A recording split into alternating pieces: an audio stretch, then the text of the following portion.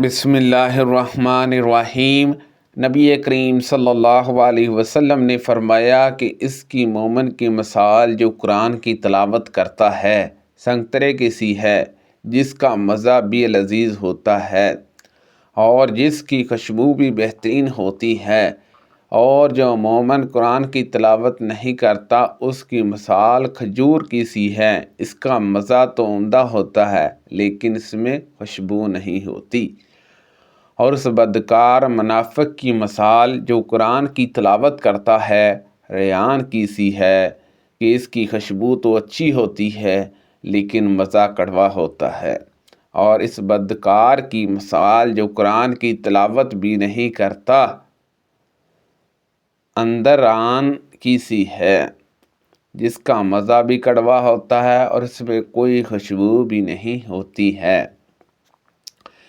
میں نے عبداللہ بن عمر رضی اللہ عنہما سے سنا، نبی کریم صلی اللہ علیہ وسلم نے فرمایا کہ مسلمانوں، گزری امتوں کی عمروں کے مقابلے میں تمہاری عمر ایسی ہے جیسی عصر سے سورج ڈوبنے تک کا وقت ہوتا ہے، اور تمہاری اور جہود و انصار کی مثال ایسی ہے کہ کسی شخص نے کچھ مزدور کام پر لگائے اور ان سے کہا کہ ایک رات مزدوری پر میرا کام صبح سے دوپہر تک کون کرے گا؟ یہ کام یہودیوں نے کیا۔ پھر اس نے کہا کہ اب میرا کام آدھا دن سے عصر تک ایک ہی رات مزدوری پر کون کرے گا؟ یہ کام انصاری نے کیا۔ پھر تم نے عصر سے مغرب تک دو دو رات مزدوری پر کام کیا۔ یہود و انصاری قیامت کے دن کہیں گے ہم نے کام زیادہ کیا لیکن مزدوری کم پائی۔ اللہ تعالیٰ فرمائے گا کیا تمہارا کچھ حق مارا گیا؟ وہ کہیں گے کہ نہیں۔ پھر اللہ تعالیٰ فرمائے گا کہ پھر یہ میرا فضل ہے، میں جسے چاہوں اور جتنا چاہوں عطا کروں۔ میں نے عبداللہ بن ابی اوفی رضی اللہ عنہ سے سوال کیا، کیا نبی کریم صلی اللہ علیہ وسلم نے کوئی وصیت فرمائی تھی؟ انہوں نے کہا کہ نہیں۔ میں نے عرض کیا پھر لوگوں پر وصیت کیسے فرض کی گئی کہ مسلمانوں کو تو وصیت کا حکم ہے اور خود نبی کریم صلی اللہ علیہ وسلم نے کوئی وصیت نہیں فرمائی؟ انہوں نے کہا کہ نبی کریم صلی اللہ علیہ وسلم نے کتاب اللہ کو مضبوطی سے تھامے رہنے کی وصیت فرمائی تھی۔ میں نے رسول اللہ صلی اللہ علیہ وسلم کو یہ فرماتے ہوئے سنا، رشک تو بس دو ہی آدمیوں پر ہو سکتا ہے، ایک تو جس پر جسے اللہ نے قرآن مجید کا علم دیا اور وہ اس کے ساتھ رات کی گھڑیوں میں کھڑا ہو کر نماز پڑھتا رہا، اور دوسرا آدمی وہ جس سے اللہ تعالیٰ نے مال دیا اور وہ اسے محتاجوں پر رات دن خیرات کرتا رہا۔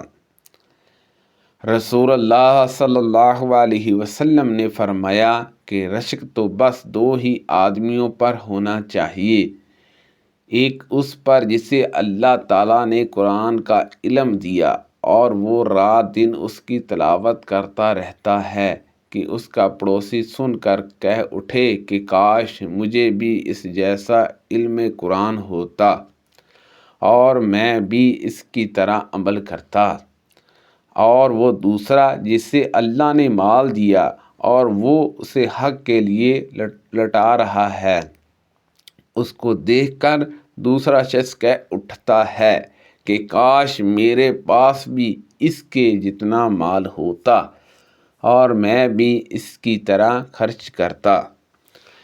رسول اللہ صلی اللہ علیہ وسلم نے فرمایا کہ تم سب میں بہتر وہ ہے جو قرآن مجید پڑھے اور پڑھائے۔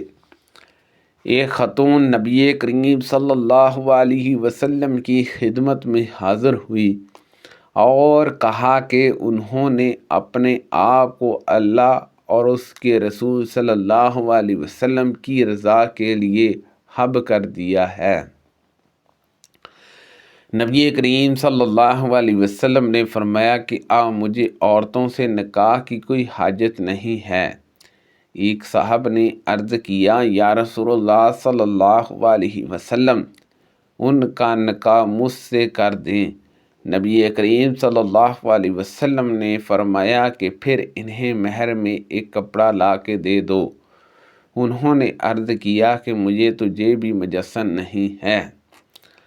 آپ صلی اللہ علیہ وسلم نے فرمایا پھر انہیں کچھ تو وہ دو، ایک لوہے کی انگوٹھی ہی سہی۔ وہ اس پر بہت پریشان ہوئے کیونکہ ان کے پاس جیب بھی نہ تھی۔ نبی کریم صلی اللہ علیہ وسلم نے فرمایا کہ اچھا تم کو قرآن کتنا یاد ہے؟ انہوں نے عرض کیا کہ فلاں فلاں صورتیں۔ نبی کریم صلی اللہ علیہ وسلم نے فرمایا کہ پھر میں نے تمہارا ان سے قرآن کی ان صورتوں پر نکاح کیا ہے جو تمہیں یاد ہیں۔ یہ خاتون رسول اللہ صلی اللہ علیہ وسلم کی خدمت میں حاضر ہوئی اور عرض کیا کہ یا رسول اللہ صلی اللہ علیہ وسلم میں آپ کی خدمت میں اپنے آپ کو خب کرنے کے لیے آئی ہوں۔ نبی کریم صلی اللہ علیہ وسلم نے ان کی طرف نظر اٹھا کر دیکھا اور پھر نظر نیچی کر لی اور سر جھکا لیا۔ جب اس خاتون نے دیکھا کہ ان کے بارے میں کوئی فیصلہ نبی کریم صلی اللہ علیہ وسلم نے نہیں فرمایا تو وہ بیٹھ گئی۔ پھر نبی کریم صلی اللہ علیہ وسلم کے صحابہ میں سے ایک صاحب اٹھے اور عرض کیا یا رسول اللہ صلی اللہ علیہ وسلم اگر آپ کو ان کی ضرورت نہیں ہے تو میرے ساتھ ان کا نکاح کر دیں۔ نبی کریم صلی اللہ علیہ وسلم نے دریافت فرمایا تمہارے پاس کچھ مہر کے لیے بھی ہے؟ انہوں نے عرض کیا کہ نہیں۔ یا رسول اللہ صلی اللہ علیہ وسلم اللہ کی قسم تو نبی کریم صلی اللہ علیہ وسلم نے فرمایا کہ اپنے گھر جاؤ اور دیکھو شاید کوئی چیز ملے۔ وہ صاحب گئے اور واپس آ گئے اور عرض کیا نہیں اللہ کی قسم یا رسول اللہ صلی اللہ علیہ وسلم مجھے وہاں کوئی چیز نہیں ملی۔ نبی کریم صلی اللہ علیہ وسلم نے فرمایا کہ پھر دیکھ لو ایک لوہے کی انگوٹھی ہی سہی۔ وہ صاحب گئے اور پھر واپس آ گئے اور عرض کیا نہیں اللہ کی قسم یا رسول اللہ صلی اللہ علیہ وسلم لوہے کی انگوٹھی بھی مجھے نہیں ملی۔ البتہ ایک تہمت میرے پاس ہے۔ سحر رضی اللہ عنہ کہتے ہیں کہ ان کے پاس کوئی چادر بھی اوڑھنے کے لیے نہیں تھی۔ اس صحابی نے کہا کہ خاتون کو اس میں سے آدھا پھاڑ کر دے دیجئے۔ آپ صلی اللہ علیہ وسلم نے فرمایا کہ تمہارے اس تہمت کا وہ کیا کرے گی؟ اگر تم اسے پہنتے ہو تو اس کے قابل نہیں رہتا اور اگر وہ پہنتی ہے تو تمہارے قابل نہیں۔ پھر وہ صاحب بیٹھ گئے، کافی دیر تک بیٹھے رہے۔ بیٹھے رہنے کے بعد اٹھے۔ نبی کریم صلی اللہ علیہ وسلم نے انہیں جاتے ہوئے دیکھا تو بلوایا۔ جب وہ حاضر ہوئے تو آپ نے دریافت فرمایا کہ تمہیں قرآن مجید کتنا یاد ہے؟ انہوں نے بتلایا کہ فلاں فلاں فلاں صورتیں مجھے یاد ہیں۔ انہوں نے ان کے نام گنائے۔